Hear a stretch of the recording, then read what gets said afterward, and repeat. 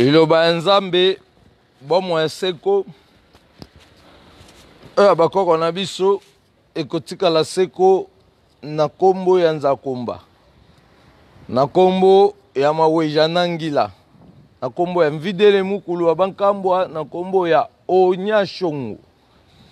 Tobaki biso toza na 20 jours oto sa propagande tope pub na makambo etali marketing ya Mama Kipavita azali na biso na bo moyembo seko, puisque pour le moment tokumisi ba Marie, tokumisi ba Jésus, tokumisi ba Josué, tokumisi ba Elohim, ba Jova, ba El Shaddai, ba Seigneur, to bikite. Donc comme ce temps il faut te déposer ba kombo wana nyosu eza ba kombo moko démoniaque. Po ba ko na biso ba ebaki Elohim ite comme Nzambe na bango me ba ebaki Nzakomba.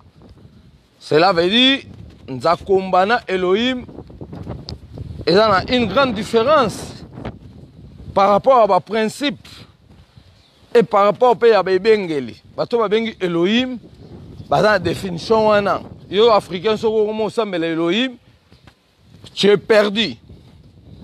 Yo africain soko comme ça mais la Seigneur, tu es perdu. Soko comme ça mais la Jéhovah, tu es perdu. Puisque le problème de Jéhovah a été créé par les protestants.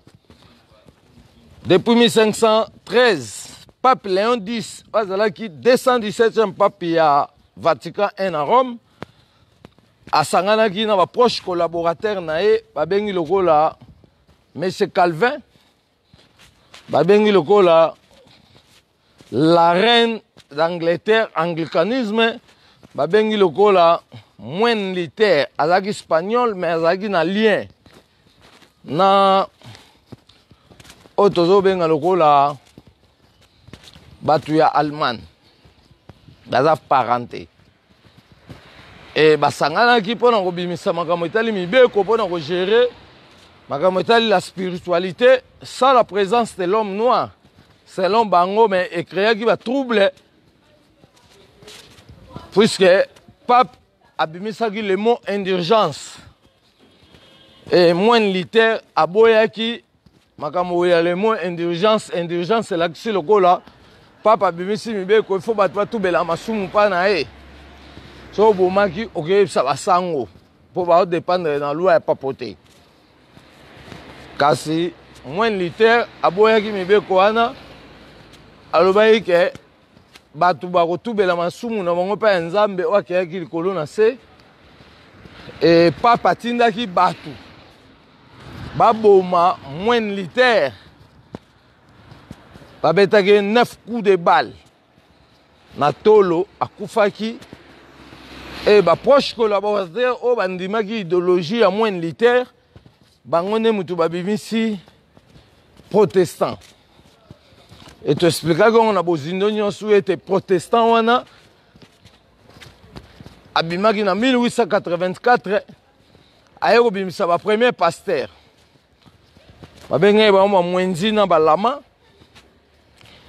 et ba pasteur ya protestantisme il y avait un pasteur azaki américain comme on a eu mais c'est Charles Taze Russell aza pasteur wa bibanki na kati ya protestantisme ya 1884 yende mutu asalaki société ya production de Bible société na asalaki yango babengi yango na kombo ya Waterware and Society Trading de Biblos fondateur na kombo na pasteur Charles Taze Russell aza américain yango lelo bozo benga témoin de Jéhovah. Donc protestant même d'abord témoin de Jéhovah et témoin de Jéhovah na ba masque yango na ba kombo ndenge na ndenge babengi yango kitawala babengi témoin de Jéhovah et tant où pasteur Waterware and Society Trading de Biblos Charles Taze Russell a kufi nde successeur na babengi monsieur Ritner Ford abimisi asali continuité de programme aye obimisa ko produire makambo nyonso oyo fondateur ya témoin de Jéhovah salaki c'est que so ba congolais ba comme ba Jéhovah ba joviste to pe baafricain bakoma joviste ezali kotelengana puisque tobi ke nzambe komene jova te jova azali diable munene avandaka na ngomba moko na Suisse babengi yango Mont Blanc soko biso tobota mpona kodeloge jova kolakisa baafricain oyo bakomi batémoin de jova boyebi jova te botika makambo wana puisque tolobi déjà ke pasteur Watowe en société traduit de Biblos asalaki production de Bible na ndenge na ye mpe bakabolaki Bible wana na 1923 na Afrique mobimba babandaki koboma bato mpona bapesa bato la Bible avec la Fox biso sikoyo tobiki nzambe azalaka na Bible ete kasi nzambe aza na kati ya nature wana sikoyo eza ngana oyo nde fo totia yango na mikanda mpona topesa explication ezali selon oyo tozobenga lokola boyebi ya bato na bato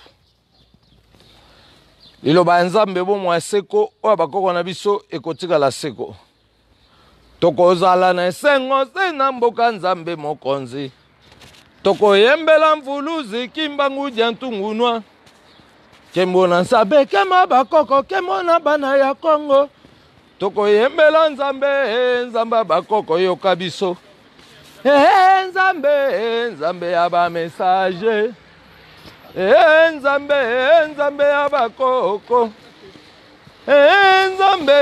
nzambe ya ba message nzambe ya bakoko donc lelo pe mikolo nyonso tozolobela nde bakoko na biso mpo bokumisi ba Josué ba Eli ba Jean ba Marc mais to trouver solution Congo te alors tobi mpona to trouver solution Congo il faut tolobela bakoko Kasai bakoko Kananga bakoko Mbujimai bakoko Matete pe bakoko na bakoko ya loposo moindo ya mokili momba yango tolobi tozosala juste pib ya mama Kimpavita anyokwamai mingi mpona ngai na yo toyeba bosolo ya maelekaki uta kala depuis l'époque coloniale donc so tolobela pib ya mama Kimpavita elingi kolobaka tobengisi 200 personnes na kati ya Maroc mpona totombwa lokumu ya mama Kimpavita todefinir ye na 7 qualité d'élévation bato bayeba ye su Yesu te mpo propagande nyonso bapaster bazosala propagande ya Israël na baeuropéenne donc baeuropéenne na baisraélien baza famille moko puisque c'est l'Israël qui a créé l'Europe l'Israël maintenant a créé l'Europe azwi misala makambo na ye nyonso apesi yango baeuropéenne bakei baye nango na Afrique badote biso komo sa propagande ya makambo na bango bapasteur bakomo loba il est vivant il est ressuscité qui Jésus de Nazareth au moins Jésus du Congo azalaka wapi ya biso bike Jésus aza nguya te botika babangisa bato po biso tobotami mpona kolakisa bino ke votre Jésus c'est un statue un dessin transformé un dessin animé ya biso tolobela sikoyo mama Kimpavita azali na kati na sanza ayi kopesa biso mabombani ya makambo ebele tolobaki makambo ya babouddhisme tolobaki ke Bouddha eza titre honorifique mutu moko aye pa ya bajaponais na bachinois alakisi bango kete bino ifo bolandela makambo mpo bobonga bokoma pareil aux autres peuples du monde esengeli bosala bolandela bonzambe na bino bolandela culture na bino yango bango babengaki Bouddha mais tobi kombo na ye Bouddha te puisque kombo na ye Monsieur Siddhartha Gautama ye nde oyo bozobenga Bouddha donc ntango nayoka baafricain babengaka Bouddha asalaki boye Bouddha elakisi kaka peuple ya lumière na minoko na bango mais kombo na ye Siddhartha Gautama eza ndenge moko Moïse tolobaki kombo na ye Moïse te babenge Moïse selon histoire ya démagogie oyo baisraélien bacréye ya kokosa biso ke Moïse abikisa ye bana Israël nzoka tolobi Moïse akoli na Égypte abande kovanda na palais pharaonique ayibaki nde basekret Il y a le contenu de l'homme noir. Par exemple, Moïse a volé une canne africaine dans la palais pharaonique. Canne wana va déformer l'histoire, parce que Sabino Geo, Moïse a bêta qui était dans Maï Kabouana qui bon. Canne wana ezawapi. On te bota un peu de récupérer canne wana pour ce canne wana ezaki, mais na minute ba minde ba osela ngombongo ebele, bazolela ngombongo. Alinga ba tchona ba mise. Mais le quoi histoire déformée, bah développer moral nabino batu mwindu na loenge pour se retrouver te topé bo sosolater réalité. Ya ki bo moto ya biso batu mwindu.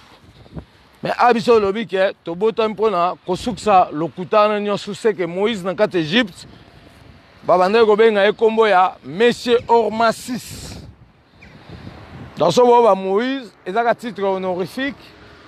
Il y a le solo bango babetaka démagogique abiksayi bango a déportaki ba noir amemaki bango na Israël. Mais tobi ba noir nyosu o babimai na Moïse na 12e siècle topé 1200 bazalaki ba africain. Mais bazalaki ba métissage. Puisque ba mindele basaki ba métissage forcé pour na ba envahir ba territoire de l'homme noir. Par exemple, ne bozomo en Égypte lelo. Bon, on a des noirs bazakuna bazali, ba arabe bautaki na Asie. Puisque tu le déjà que ekozale sengo koyeba loposo moindo oyo ba vivraki avant na otozala.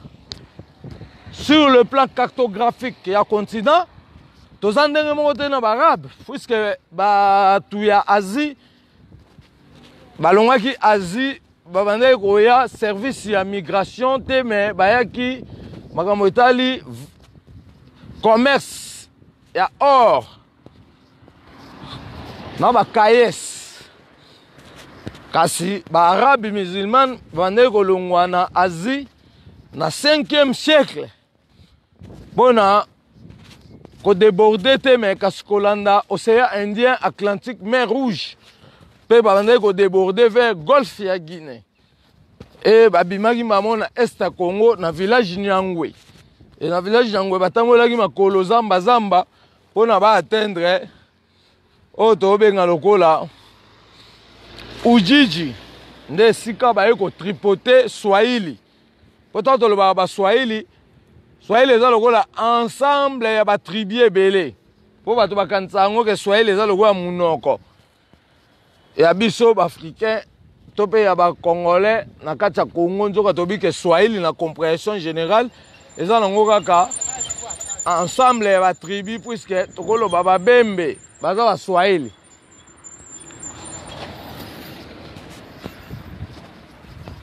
Bato ya Bukavu. Donc toko identifier ba Swahili par rapport à ba tribu. Oyo ezoko se ressembler na makambo etali ba Swahili.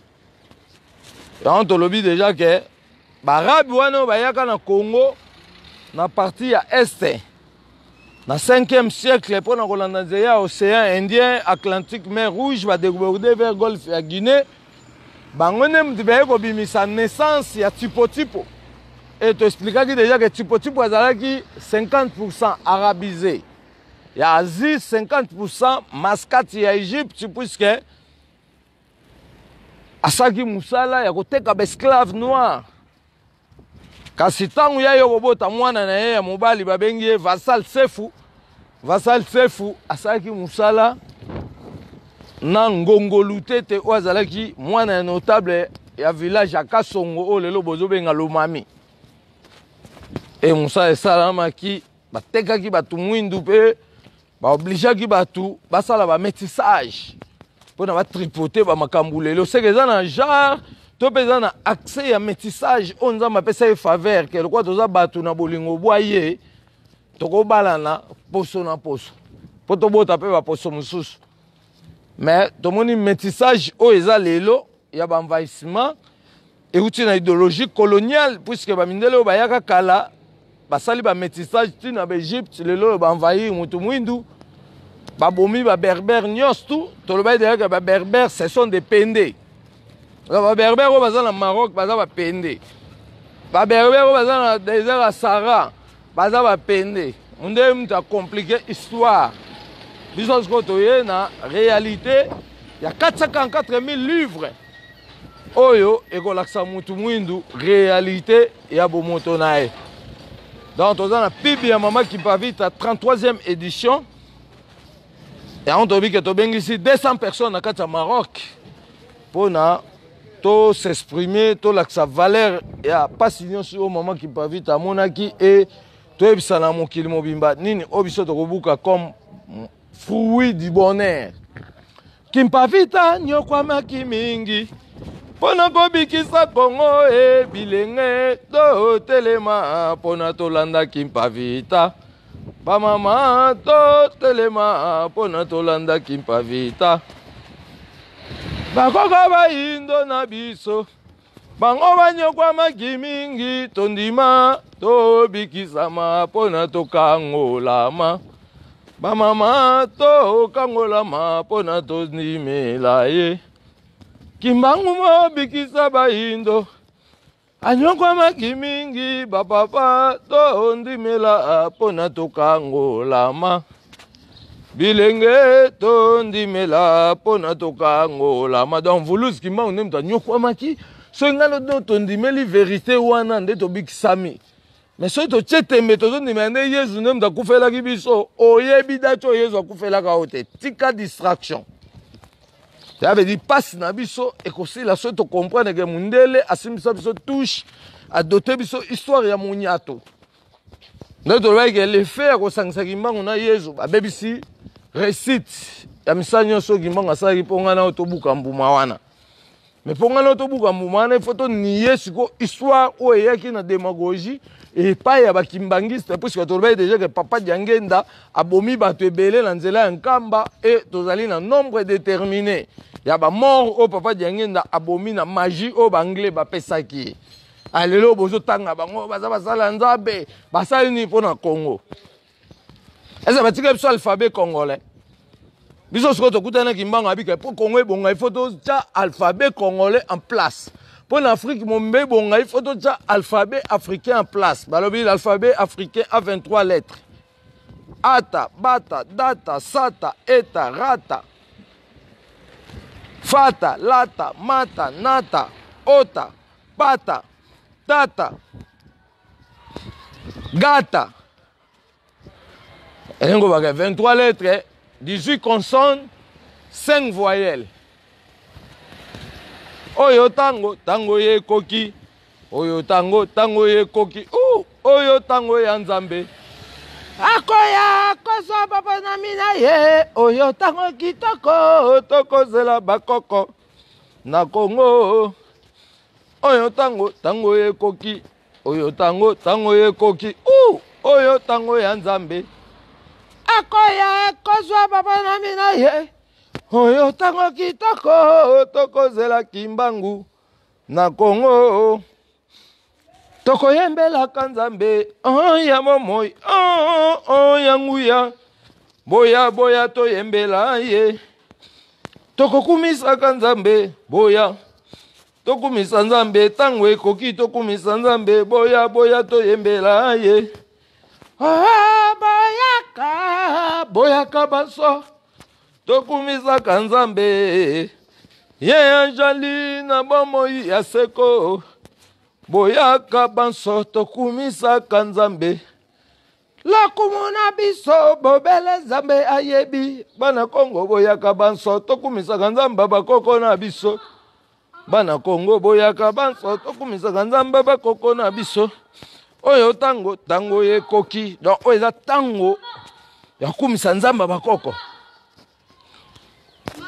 totika binzambi nzambi oyo yaki na colonisation lokwa Yezu Congolais omona Yezu te tiko kopesa message ya lokuta onga na yo na lotaki Yezu olotaki ndeni na lakisaki o Yezu oyebaki na ba photo ya colonisation na ba film o basali accompagnement po balisa to pe ba faire croire yo na croyance ya monyato mais biso lobi ke Yezu azali teke teke c'est un dessin animé akobangisa biso te na kati ya mboka Congo. Yango tobotami mpona koboma baeglize nyonso ekufa mpo so lelo tozonyokwama ezali grâce ya baeglize coloniale mpo ezopesa biso morale ya lokuta.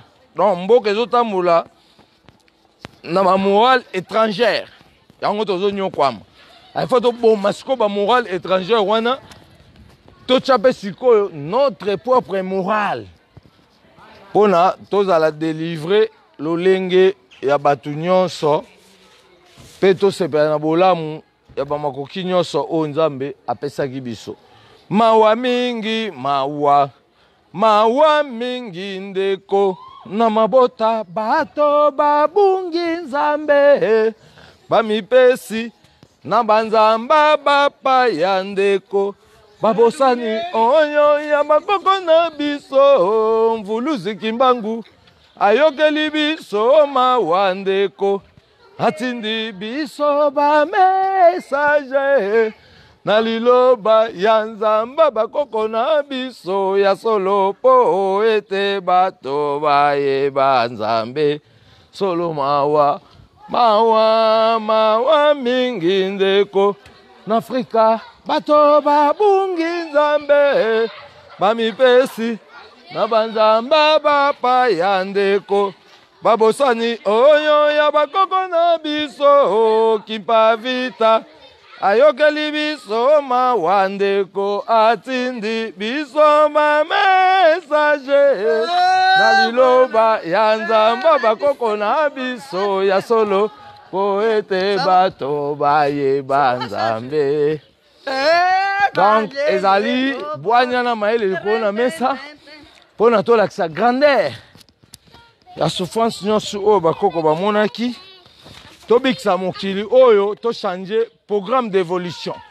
Moto mwindi jusqu'à présent nanu abeti masolo ya bakoko na ye te azokumisaka ba Josué ba Elohim azokumisa ba Jova. Tolobaki Jova aza diable munene avandaka na Suisse na ngomba moko ya munene babengi yango Mont Blanc oyo jibe ayemaki jibe mpiana ayemaki nzembo moko au sommet du Mont Blanc Jeresali November. Donc Jova tolobi avandaka na ngomba wana oyo jibe mpiana ayembaki. Donc Jova aza diable. Nzambe komone Jova te, Nzambe komone Elohim te, Nzambe komone ye Seigneur te.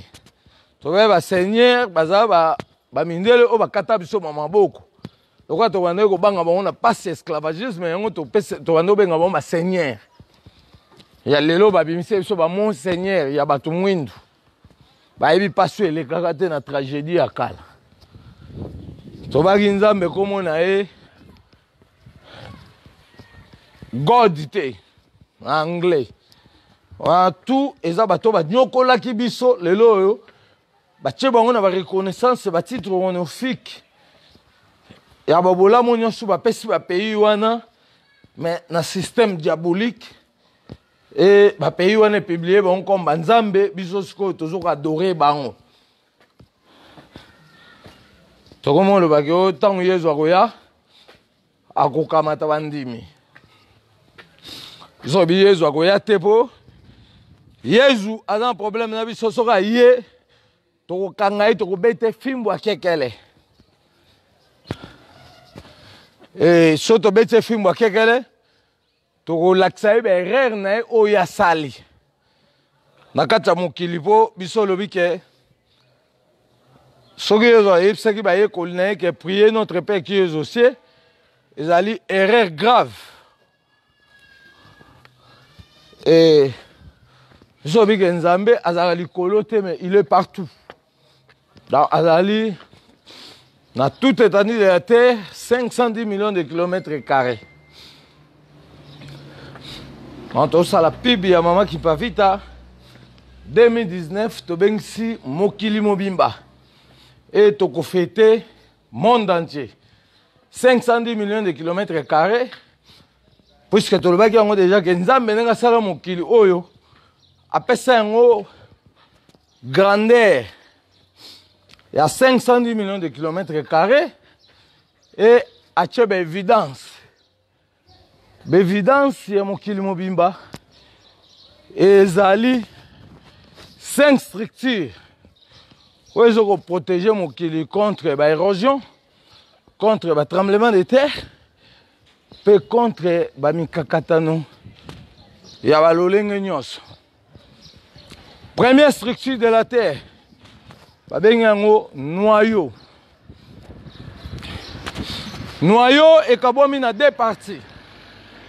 Toza noyau interne na noyau externe. Noyau eza nini? Noyau ezali bamabanga oyo nzambe asala mpona koprotege mokili contre badéséquilibre. Elingi olobaka lokwa nzambe asala mokili na ye tia bamabanga ya baor, badiamant mpe bacuivre ya biloko ndenge na ndenge oyo se transforme métal. Esengeli toprotege yango mpo baplace mosusu ezali interdit ya koexploite bamabanga wana mpo azoprotege mokili contre badéséquilibre ya vitesse ya mai mpe azoprotege mokili contre batremblement de terre. Tobi lokola noyau eza nini? Noyau ezali lokola bamabanga lokola badiamant. Diamant ezali noyau interne. Azali koprotege mokili contre ba vitesse ya bamai. Et tolobai déjà que dans le monde entier, diamant ya Congo eleki ba diamant nyonso. Puisque à 2,44%, 2,45%. À part hier, ba diamant monsieur les a raté. Et tu expliquais déjà que ba Belge ba gérer Congo selon convention na bango, mais ba salele biso miba na 1920. Mais par mois, ba mande ko exploiter 5500 carats de diamants. Ma mimba mo mbango siko biso de botan poto samsa ba Belge ba futa ba nyongo wana. Pona on laksa bango depuis 1520 jusqu'à nos jours pour exploiter combien de tonnes ou de carats ya ba diamant. Deuxième structure de la terre. Tozali na o tozo benga lokola noyau externe. C'est que noyau ekabwami na 2 parties. Noyau interne, tu le ba diamant, ba mabanga, ba sorte ma mabanga, tu expliquer moi la longue, mais noyau externe, azakaka noyau. Ensemble, la noyau, tu le noyau quand même dans 2 parties, mais tu le noyau interne, ba solide, ba mabanga, ils ont protégé mokili contre ba déséquilibre, ba vitesse, ba mai, ba makamde na ndenge, mais noyau externe, ils ont le gros là, ba liquide, ba mercure, on ba osel, on ba volaille. On va aussi aller on CD, ba DVD, pe biloko ndenge na ndenge. Pe ba aussi aller on biloko ezo pumbwe likolo. Nde ba bengo ba mercure, ba biloko ndenge na ndenge za liquide donc noyau externe aza liquide. Mais aza toujours sous la protection de la terre. Tu vois deuxième to benga lokwa structure de la terre tozali na manteau. Manteau to lobi eza peka ba mabanga mais eza souterrain et bimisi mitu nango tili kola mabele. Toko pesa ba exemple ya ba manteau na Matadi. So boke na Matadi bana poto nyonso bokita na Matadi bomona ba place musu mabanga ekundama yango mo euti na sema bele na source na yango mais bimisi mitu likola mabele so na torche to beza na mwinda to ko beta mabaku. Yande ba bengi manteau et protéger toujours mabele contre ba tremblement de terre contre ba pression to pe ba vitesse ya mai. Tu vois troisième structure ba bengi yango croûte superficielle. Croûte superficielle azali mesurer tu ozo ko faire détecter ngana to kundola bozindo ya ba océan to pe ya ba mai. Ya ba fleuve, ya ba lac, ya ba petite rivière. Puisque tu le déjà que fleuve Congo azana 26 grandes rivières oyo bwaki na kati ya fleuve Congo. Ba Chwapa, ba Lukeni, ba Sankuru, ba Lubefu. Yango mitozo kopesa fleuve Congo capacité à produire électricité. Pour ba mai wana bwaki pa na ye ezo kopesa capacité électrique, epesa pression. Pour na abimisa conservation électrique mutu mwindu luka oye kola kelas. Ya bomengo nyonso ndo mapesa go po obana ko enseigner tous les peuples du monde, mais soyo zeli ba banda ko tangisa yo, rien ne marchera, to bandaka kolela butu pe moy. Non, troisième structure te mais oyo tobenga troisième structure de la terre tolobi ezali oyo tozobenga lokola makambo etali croûte superficielle. Donc croûte superficielle azali détecteur oyo azolakisa biso bozindo oyo ya bamai. Kasi tozwi quatrième structure tobengi yango troposphère. Troposphère tolobi ezali troposphère azali couche épaisseur ya mabele oyo ezokocouvrir esika baminere batamaka mpe azali na bozindo ya 12 km ya épaisseur na ye mpona todécouvrir esika baminere ezali puisque tolobaki déjà ke so bomoni bandonge batongi bandako ya baargile tobengi yango batermitière balandaka rayonnante aimantée ya baminere oyo se transformaka en métal ce que ezalaka en Afrique na poto ezalaka te so boke na baplateau bateke bomona na baesobe bomona bandonge batonga bandako moko ya baterre argilé baterre oyo argilé wana place bandonge batongi bandako bango mpe baolanda champ magnétique ya bamabanga oyo se transformaka en métal to mpe libende yango epermettre bango basala vie na bango.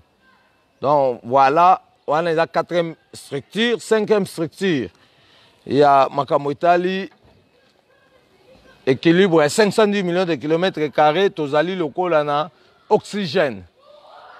Oxygène aza mupepe, et mupepe wana azo rassembler solo ya kopola nyonso. Ya makambo biso tozo sala. Mais na réalité, Nzambe ndenga salaka ye a rassemblaka solo ya kopola ya bamakasa nyonso ya verte babengi azote. Tozo babi oxygène, oxygène za mupepe mais oxygène atambolaka na rôle nini atambolaka pona kolokota solo ya makasa ya verte. Makasa verte wana nde ensemble makasa verte nde bamindele babengi yango azote. Siko soki ekwei epoli échange la couleur comme couleur chocolat. Après qu'on change couleur comme couleur chocolat, et ben donc dégager ce qu'on odeur pour nous faire nourrir. L'oxygène d'azote. Voilà les 5 structures de la Terre. Tu as besoin 510 millions de kilomètres carrés. Mais nous avons besoin de apesi yango otozo benga lokola moi na likolo azali na otozo benga lokola 1000 otozo benga lokola na distance na été mais na distance na azali na 250 millions de kilomètres carrés place à tellement likolo ti ana c'est donc biso bénéficiaire na distance ya 250 millions de kilomètres carrés. Mais soki to bengi lokola sanza akota na mabele mbala 50 fois. Et moi, il place à tellement na likolo na grandeur ya 510 millions de kilomètres carrés. Azali ko parcourir na 150 millions de transactions.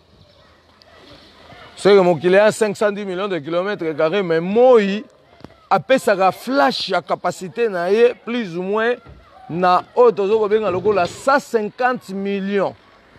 Il y a transactions donc il y a étendu à mon kili 350 et 360 millions il y a étendu à mon kili lokola ba Belgique, ba France, ba zora mo ya lokuta.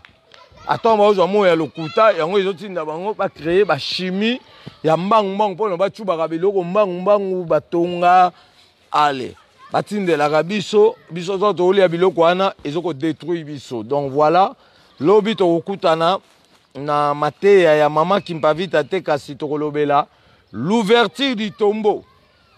Dans lobi to okutana na 16h na ère à Maroc, ezaka mercredi biso pratiquement comme journée divine de l'homme noir puisque muto ebande ya mokila salamaka mokola mercredi yango to chaki to ponaki mercredi wana comme journée de la prière de l'homme noir muto mwinda prière dimanche te a prière samedi te a prière vendredi te selon les arabes tolobi muto chaque peuple a un concept na soki boboyi to kotelenga na rien ne marchera.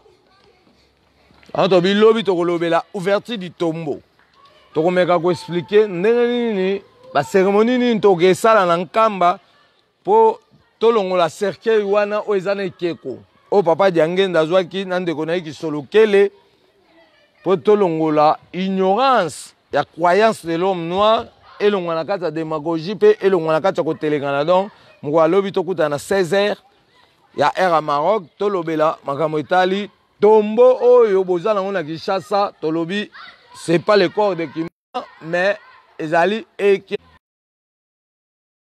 depuis 1952 papa Diangenda a kende koyekola enseignement par ba belge avant ba confier mission ya ko détourner vérité à Kimbangu ba pesa ba fourniture ya budget pona a transformer to a déformer soit Kimbangu ba proposer qui est puisque azaki muta séminaire bazwa qui est n'importe quoi azalaki ba membre ya Bako mais papa Diangenda azalaki muta séminaire ezalaki nzoto Kimbangu te mais ezalaki ekeko ba belge mutu ba formaki yango dans kati ya cercueil ba pesi papa Diangenda yango amemele biso eza cadeau empoisonné donc pour Congo ebonga esengeli tokende kotumu ya cercueil wana oyo bakimangisa bazobomba na nkamba oyo bino bakonzi ya Congo bakenda kofukamela boyi bake bozofukamela nde ekeko bofukamela Kimbangu te Kimbangu akufaka te nde bino bokendima lokuta ya bamindele batinde bino cercueil bofongoli te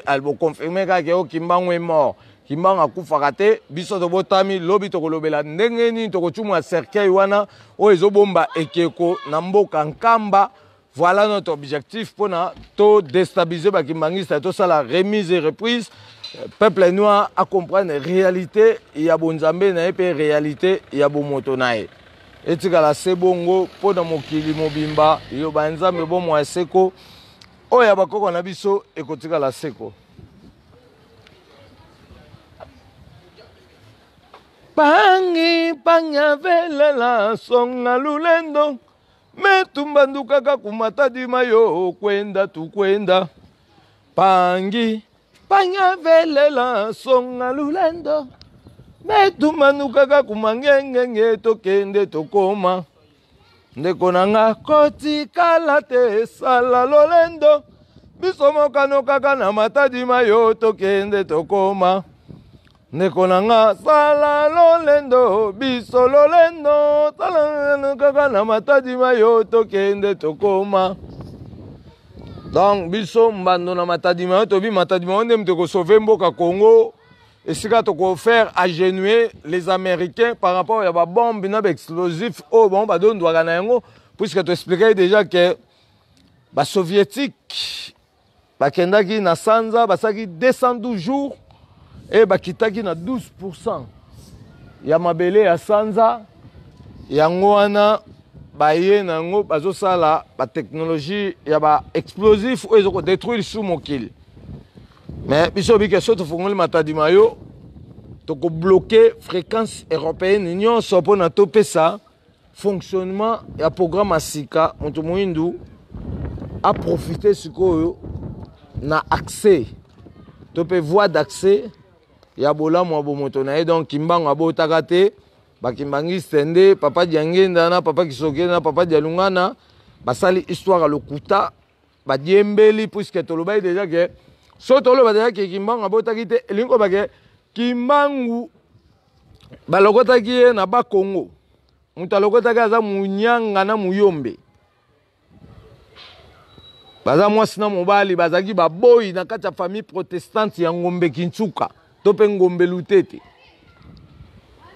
mama kombo na ye Louise Makese papa kombo na ye Kuyela Nzazi bangonde mwasi na mobali bazaki ba domestique et pas ba protestant na Ngombe Kintsuka tope Ngombe Lutete basengaki bakonzina bango ba mindele ya protestant baki ko visiter famille ya mwasi donc maman asengi ake visiter famille na ye et le quoi bazaki na mobile na ye baboyi bango mibale mobile asengi pe ake accompagner mwasi na ye tong babimi pona okende ko kuta na famille ya mwasi na Manyanga nde balokoti mwana na kati ya zamba et mwana na yango bazwaki bazongise na mission protestante bapesi ba protestant et ba protestant bazwi mwana na bake baptisé na rivière Ntumba bapesi kombo Simon Kimbangu. Maintenant akolaki na 1914 Kimbangu atelemela ba protestant alobaye ke bolobi linga muninga no loko mininga, mais pourquoi bino ba mindele bozoko disperser la foyer africaine? Et ba mindele ba bengana ki na mission protestant akena nkamba te. Yango nem tezo prouver que abalaga na été. Mais en 1914 to ba bengana na mission protestante na ngombelu tete kimbangu wana agenova na mboko ba bengi kimpaka sana mbanza sanda. Après akomi kobikisa batu na bakisa bokoko. Médecin traditionnel. Nde sika eki kobikisa tata mwasi ya bapapa diangenda kombo na ye mama Kinzembo. Tanga bikisi mama Kinzembo, azui mama Kinzembo aketika ye pa ya papa o aboti bapapa diangenda. Papa aboti bapapa diangenda kombo na ye papa Kapata Kupenda. Yenda za petit frère ya mama Kinzembo o kimbanga bikisa. Etonga kimbanga bikisi mama Kinzembo bokoyeba pourquoi bikisa ki asalaki nini sima. Mais lelo to ba ke kimbanga bikisi mama Kinzembo atuni oza bande côté awa na ba Congo alubite na bande ko na nkamba. Nde kimbanga zoi mama Kinzembo akende ko tika e epa ya petit frère na ye babenge papa Kapata Kupenda. Donc papa o aboti ba papa diangenda na papa Kisoke na papa dialungana senpa kimbangu. Papa aboti ba papa diangenda na Kisolokele na dialungana mobala mama mwili kombo na ye papa Kapata Kupenda. Nalobi naza prêt pour na osamba na bakimbangiste même en public. Na ndenge nyonso bokolingela. Puisque tobi déjà que maman Mwilu avant abota papa diangenda na Kisoke na dialungana azalaka déjà mwasi ya libala na boma. Azala na mobali na ye ya boma. Mobali ya boma abotisaka ye mwana moko ya mwasi kombo na ye Kutudia. Avant papa diangenda babotama il faut boyeba déjà que maman Mwilu azalaka mwasi ya libala na boma abota na mobali wana ya boma mwana mwasi. Asko so bino bolinga bo sele biso ba trinité ya munyato biso to kondima makambo wana te. Yato bika kimbango ayebana na famille ba papa diangenda a partir ndenga bikisaki tata mwasi na mo babenge mama Kinzembo yango nde bango ba diembeli na relation wana bakomi bana kimbango. Bakomi okosa biso. Mais biso to bike tozana réalité masolo nyonso soki balobi vérité te biso toko dévoiler bango jusqu'au delà. Tokoloba makambo susu oyo koningisa mokili oyo po bango babebisi vérité ya kimbangu moyenga na to buka mbuma ya bolamu ya souffrance nyonso kimbangu amonaki ezate.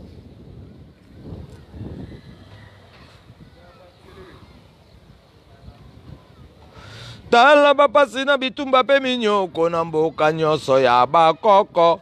Mabeza kolanda kaka biso na nzambe nde elongeza. Tala bapasi na bitumba pe minyoko na mboka nyonso ya Afrika. Mabeza kolanda kaka biso na nzambe nde elongeza. Kimbangu mobikisi mokili mobimba.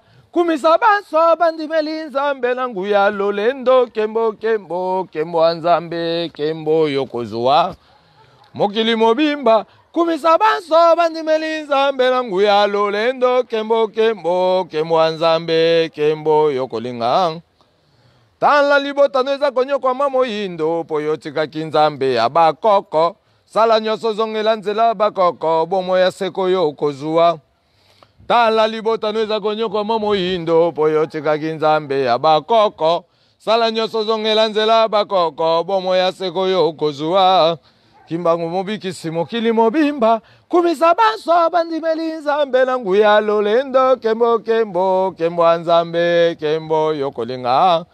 Mokili mobimba kumisa baso bandimeli nzambe na nguya lolendo kembo kembo kembo anzambe kembo yokolinga. Ngana luka kiyo na molili buji na maboko ngana mona kiyo te. Moye ngali na mangengenge natali na moni mobikisi nanga loku mwanani loku mwanzambe nzambe ya bakoko nzambe mozali tikato yembela nzambe ya bakoko nzambe mozali nzambe bakoko nzambe atonda na nguya ye nzambe mozali si tolobi oeza ngonga nzambe bakoko. Banzambe nyonso boyeki na yango ya Bible, ya Coran, ya Torah, tolobi eza banzambe ya démagogie puisque ba chrétien na ba musulman babundaki bato bakufaki il faut to juger bango toyeba pourquoi bobundele makambo nzambe kasi biso toye ko démontrer grandeur ya nzambe o biso tozolobela par rapport ya réalité ya vive voix des prophètes noirs. Ndenge to expliquer déjà que Congo mobimba a 26 grandes rivières navigables o masuwe ko tambola ça veut dire tokozela mbisi na Europe te. Ale ba ministère nyonso ya otozobenga lokola ya agriculture ya pêche ba ministère ya élevage bolinga bofongola cerveau na bino bozala sous la dépannage européenité puisque tolobai déjà que en 1960 ba Belge basalaki première pêche na fleuve Congo et bakangaki dernière sortie ya nzombo a changé ba couleur lokwa caméléon bamemaki na Japon lelo nzombo wana azakuna na Japon basele aquarium ya 8000 mètres. Il y a volume des affaires, il y a vitre, il y a épaisseur à vitre. Et kuna na kata Japon, la salle des merveilles, ba exposa dernière sorte ya Mami Wata, sexe na eza na munoko. Alors dobi ke biso to ko dévoiler makambo nyonso pona bososola. Soki boyoki te pasi ya mutu mwinde ko sila te, ti to ko sosola makambo oyo pona tobikisama. Kimbangu ndemvuluzi ine mobikisa baindo bapapa do telema pona tolanda kimbangu bilenge do telema pona tobikisama yonde bwanya mayele pona lobiko baindo mvuluzi do telema pona tolanda kimpavita bamama do telema pona tolanda bakoko biso bana ya Kongo talashia pona poso moindo bilenge to telema pona tolanda bakoko bamama to telema pona tolanda kimpavita beba Kongo bilenge yonde bwanya mayele bamama to telema pona tolanda bakoko bilenge to telema pona tolanda kimpavita biso bwanya mayele elobaki mvuluzi kimbangu bamama to telema pona tolanda bakipavita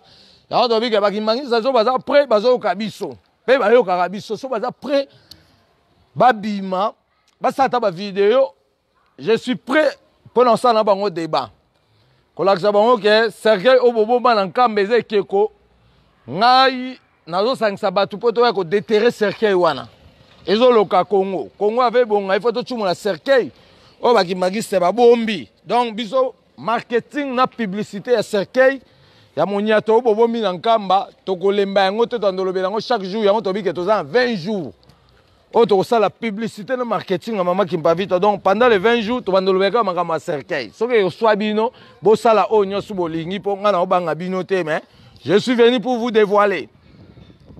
Je suis venu pour expliquer à tous les Africains qu'on va juger les Européennes. Par rapport à l'esclavagisme, ils nous ont dispersés. Nos foyers maintenant sont éparpillés. On n'arrive pas à comprendre ou à réaliser ce que Dieu nous a donné. C'est pour ça que nous lançons les messages comme la communauté internationale africaine pour juger les Européennes. Ils ont amené des religions. Et toutes ces religions-là sont diaboliques. Les chrétiens sont diaboliques. Les musulmans sont diaboliques. Les bouddhismes sont diaboliques. Les Indiens sont diaboliques. Tout.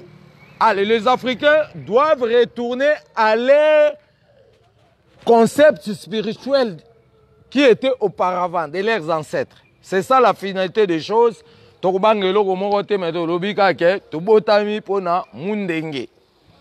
Oya chaka tembe na kimbangu beta mondenge achaka tembe na bakoko beta mondenge oya chaka tembe na bananzambe beta mondenge oya chaka tembe na ba message beta mondenge oza wapi ndeko wapi yo yoko bomba na wapi kake mo pepe mbula mabanga ndeke kele na yo oya chaka tembe na mangongele beta mongenge oya chaka tembe na kimpavita beta mondenge Oya chaka tembe na mama nzinga beta mondenge. Oya chaka tembe na bakoko baindo beta mondenge. Oza wapi ndeko wapi yo.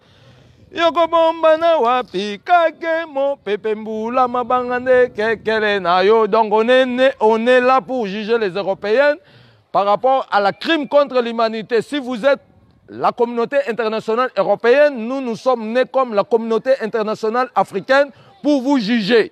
Et nous lançons le message au pape du Rome au Vatican par rapport, vous avez détourné la réalité de l'homme noir. Et chaque peuple va vivre selon sa concept. On ne peut pas accepter vos histoires de Jésus, on ne peut pas accepter vos histoires de Mahomet. Nous aussi, nous allons parler des Kimbangu. On va parler aussi des prophètes noirs. Parce que vous niez des choses. Comment vous nous apprenez l'histoire des Européennes, mais vous ne voulez pas que nous aussi, des Africains, nous parlons des prophètes ivoiriens. Nous parlons aussi des prophètes sénégalais. Nous parlons aussi des prophètes congolais. Nous parlons aussi des prophètes guinéens.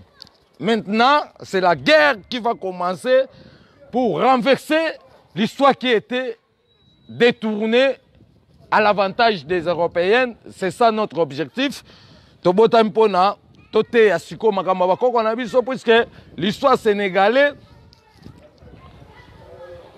est détournée, ils sont devenus des musulmans. Or, un Sénégalais ne peut pas être musulman. Un Nigérien ne peut pas être anglophone. Un Guinéen ne peut pas être musulman. Un Ivoirien ne peut pas être chrétien ou musulman. Puisque c'est l'idéologie des autres. Cherchez aussi vos propres idéologies. Vos aïeux aussi connaissez le propre Dieu. Ça, le concept islamisé, ça, le concept chrétien. Donc voilà, ma compréhension de on est venu avec l'alphabet congolais qui a 23 lettres alphabétiques et l'homme noir doit apprendre sa propre réalité pour mériter l'ensemble. Il y a des titres honorifiques. Puisque si vous êtes des diplômés, c'est par rapport aux Européens. Vous n'arriverez jamais à créer. Et vous n'arriverez jamais à être pareil à eux. Et pour devenir pareil à eux, il faut aussi créer votre propre idéologie. Donc l'idéologie de l'homme noir, c'est quoi? C'est de détruire toutes ces églises en Afrique et de doter l'enseignement nouveau de l'Africain lui-même propre. On ne peut pas étudier les bananes. Non, si on étudie les bananes dans nos écoles, cela veut dire dans nos langues ou les patois de l'Afrique tout entière, on connaissait aussi les bananes. Selon nos aïeux. Cela veut dire qu'on ne peut pas continuer à être des esclaves des Européens. Donc on est venu pour juger les Européens par rapport à la crime contre l'humanité. Ils ont dispersé l'Africain. Nous sommes devenus aujourd'hui Haïtiens, Guadeloupéens, Martiniquais. Et nous sommes... Donc on n'arrive pas à répondre à notre réalité. Ce que Dieu nous a mis. Ce que Dieu nous a envoyé. Donc voilà, moi, je